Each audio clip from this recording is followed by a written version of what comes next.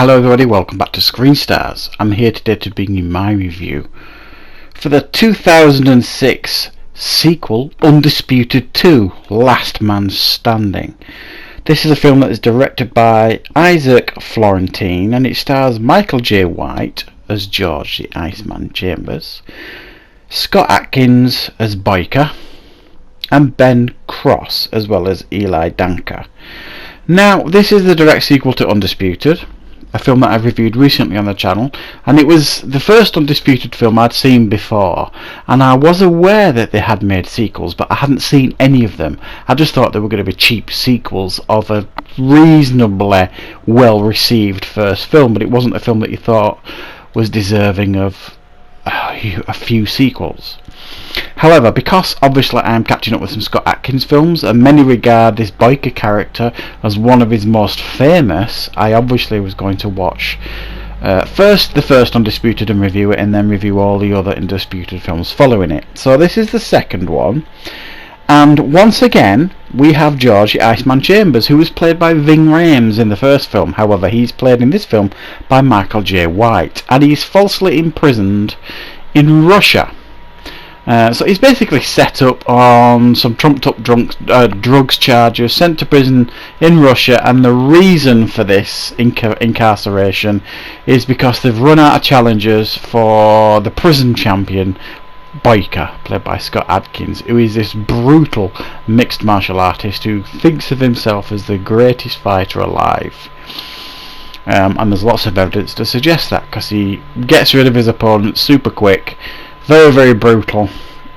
So George the Iceman Chambers ends up in this Russian prison, and guess what? They end up fighting. That's basically it. You don't really need to know much more about this film. So what are my thoughts on Undisputed 2, Last Man Standing? I thought it was okay. It was certainly entertaining for the most part. I didn't enjoy it as much as I expected to, because I've been hearing a lot of good things about this film, as well as the other Undisputed films with Biker in. This film felt, obviously it's a rehash of the first one. Okay, so there's a fight in a prison. This time it's in Russia. It's still the same character, Michael J. White, who I don't have a problem with. You know, I've seen him in a few action flicks. He's been quite prominent over the years, Michael J. White, and I think he does a decent job portraying this character, George the Iceman Chambers, but he doesn't come close to Ving Rhames' charisma and just goddamn grumpiness in the first film. Michael J. White, he tries to be that character, certainly early on in the film, and then he kind of gets a little bit softer by the end. And the difference here obviously is, now in the first film George the Iceman Chambers was the antagonist. This time he's the protagonist. He's the good guy in this film, and Biker is the bad guy. My understanding is in the films going forward, Biker takes over as the antagonist, the protagonist, not the antagonist. So they keep flipping it around in this series, I'm guessing. The action scenes here are very nicely done.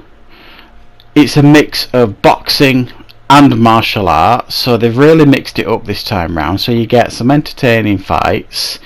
Michael J. White, I think, does a really, really good job in the fight scenes. We all know he's a very talented martial artist as well, but he makes a believable boxer too. The dialogue is as you would expect. It's a little bit limited, and a little bit predictable, and a little bit dull at times, but having someone like Ben Cross in the film gives it a certain amount of gravitas, and he plays his part particularly well. He plays like the cellmate of George Chambers, builds up a bit of a relationship with him, and ultimately there's a betrayal that takes place, which I think is done particularly well.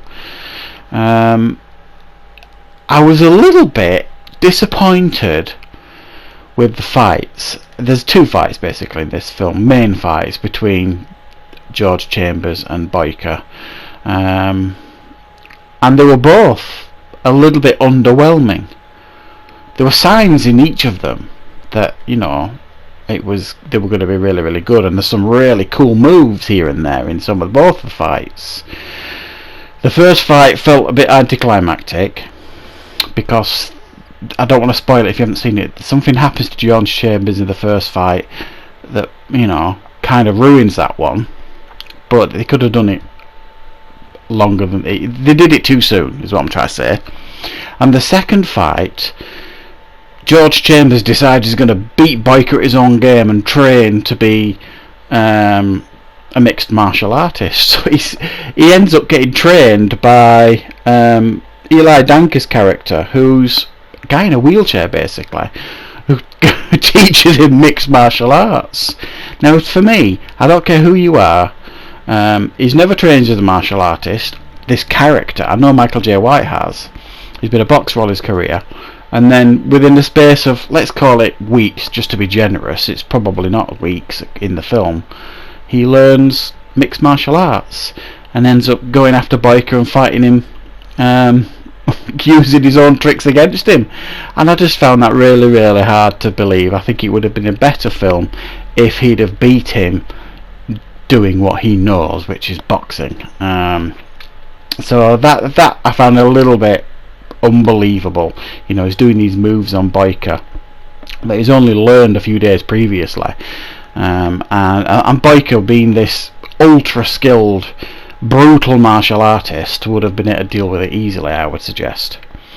So decent. It's a decent film. It's certainly watchable, especially if you like the first Undisputed. Scott Adkins does a great Russian accent here, very believable, and he does portray this brutal Boyka character really, really well. I'm very interested to see how they can turn this character, who basically murders people in this film, how they redeem him and make him the good guy in the next one. So that's probably something I'm going to look forward to checking out. But from my perspective, I'll give this one a 7 out of 10. I was a little bit disappointed with it, but there is still plenty here to enjoy, especially if you're a fan of the Undisputed first film. Thanks for watching, everybody. I'll see you for more reviews very, very soon.